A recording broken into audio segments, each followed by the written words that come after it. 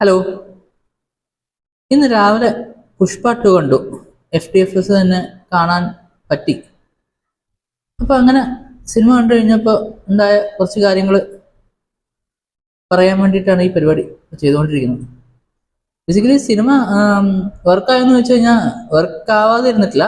കാരണം അങ്ങനത്തെ ഒരു സിനിമ പ്രതീക്ഷിച്ചാണ് നമ്മൾ പോകുന്നത്. മാസിന് വേണ്ടിയിട്ടുള്ളൊരു കിടിലൻ അടിപ്പടം, അല്ലെങ്കിൽ എന്താ പറയാ, ഗൂസ് പംസ് വരുന്ന കുറെ സംഭവങ്ങൾ, അതൊക്കെ ഉള്ളൊരു സിനിമ തന്നെയാണ് പുഷ്പ ടു.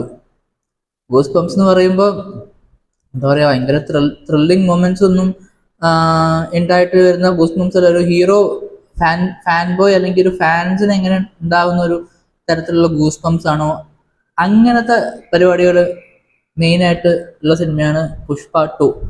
ഇപ്പൊ ഞാൻ പറയേണ്ട കാര്യമൊന്നുമില്ല, എല്ലാവർക്കും അറിയാവുന്നതാണ് എങ്ങനെയായിരിക്കും പുഷ്പ അല്ലെങ്കിൽ പുഷ്പ ടു ഉണ്ടാവുക എന്ന് പറയുന്നത്.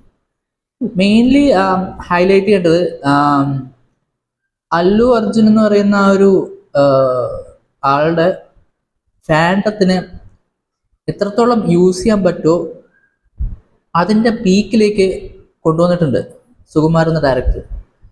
അതായത് ഈ ലോകത്തിലെ എന്തൊക്കെ ഒരു സൂപ്പർ ഹീറോ, ഒരു ഒരു ലാർജർ ദാൻ ലൈഫ് ഹീറോ, ആ ഒരു സംഭവത്തിനെ വളരെ ക്ലിയർ ആയിട്ട് കാണിക്കാൻ പുഷ്പ ടൂയിലൂടെ അല്ലു അർജുനും സുകുമാരനും കഴിഞ്ഞിട്ടുണ്ട്.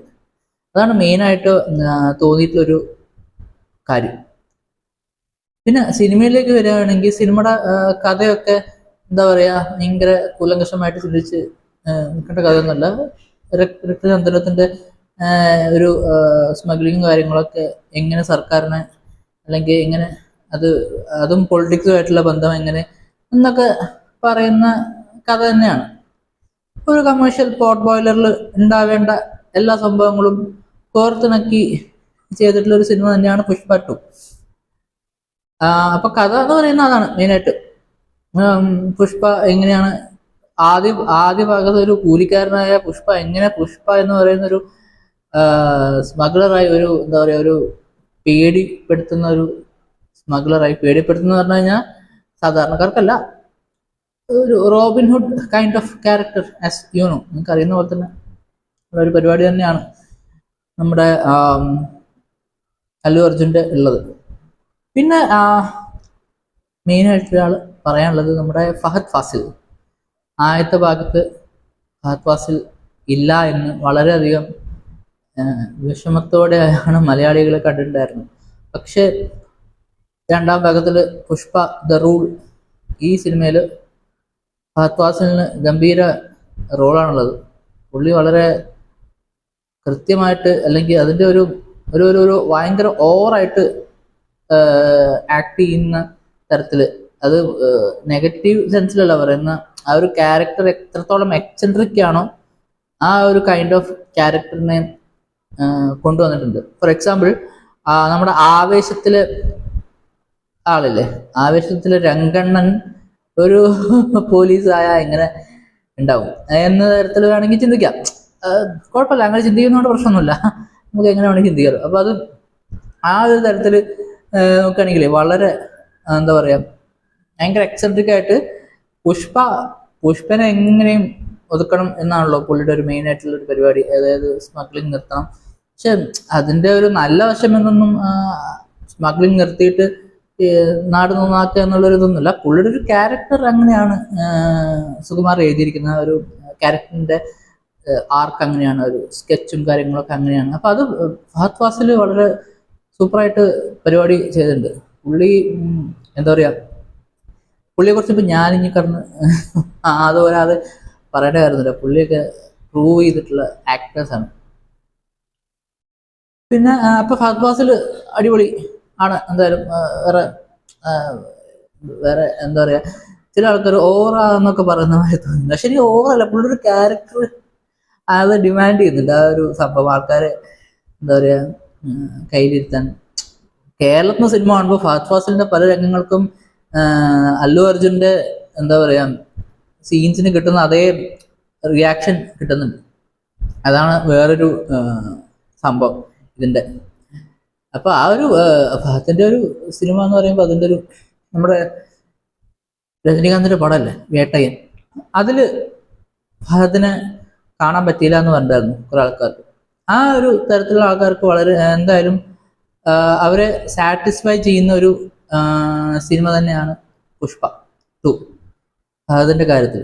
പിന്നെ രശ്മിക മണ്ടന ആസ് എന്താ പറയാ ഒരു നായിക എന്ന നിലയിൽ പുള്ളിക്കാരി ഒരു എന്താ പറയാ ഒരു തെലുങ്ക് സിനിമയിൽ എങ്ങനെയാണ് നായിക ഉണ്ടാവുന്ന ആ ഒരു തരത്തിലേക്കാളും ഇത്രയും കൂടി മുന്നിലോട്ട് വന്നിട്ടുണ്ടെന്ന് പറയാം.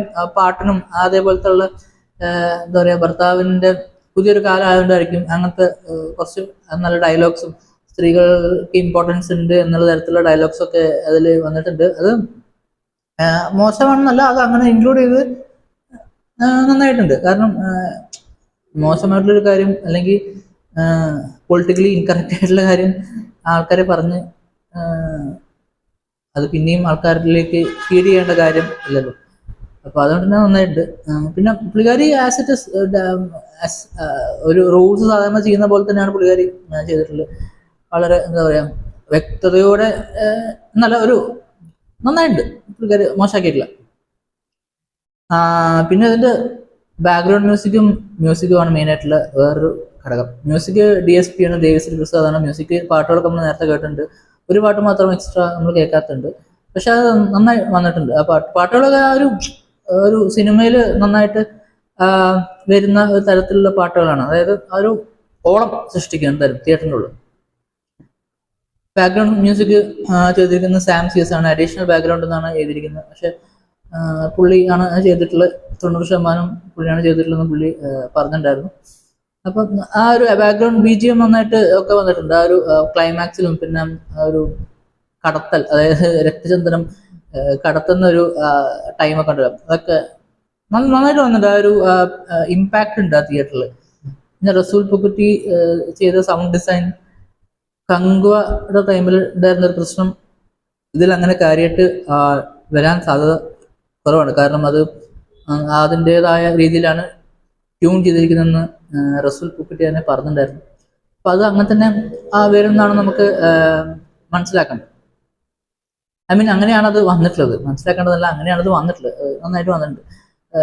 7 വോളിയത്തിൽ എന്താണ് അത് ട്യൂൺ ചെയ്തിരിക്കുന്നത്. അപ്പോൾ അങ്ങനെ ഓവറോൾ ഒരു ഒരു ഒരു എന്താ പറയാ ഒരു മാസ് പടം കാണുന്ന ഒരു ഫീൽ തന്നെയാണ് സിനിമ ഒരു പ്രേക്ഷകന് കൊടുക്കുന്നത്. അത് കൂടാതെ തന്നെ സിനിമയുടെ വലുപ്പം 3 മണിക്കൂർ 20 മിനിറ്റാണ്. അതൊരു പ്രശ്നമാണെന്ന് വെച്ച് കഴിഞ്ഞാൽ അതൊരു പ്രശ്നം ആയിട്ട് കാണുന്ന ആൾക്കാർ ഉണ്ടാകും. പക്ഷെ ആ ഒരു ഓളത്തിൽ സിനിമ കാണുന്ന ആൾക്കാർക്ക് അതൊരു വലിയൊരു പ്രശ്നമായിട്ട് തോന്നുമെന്ന് എനിക്ക് തോന്നുന്നില്ല.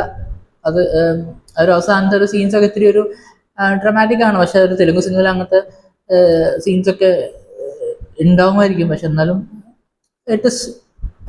it wasn't inevitable, but still it didn't go bad. അത് നന്നായിരുന്നു, കുഴപ്പമില്ല.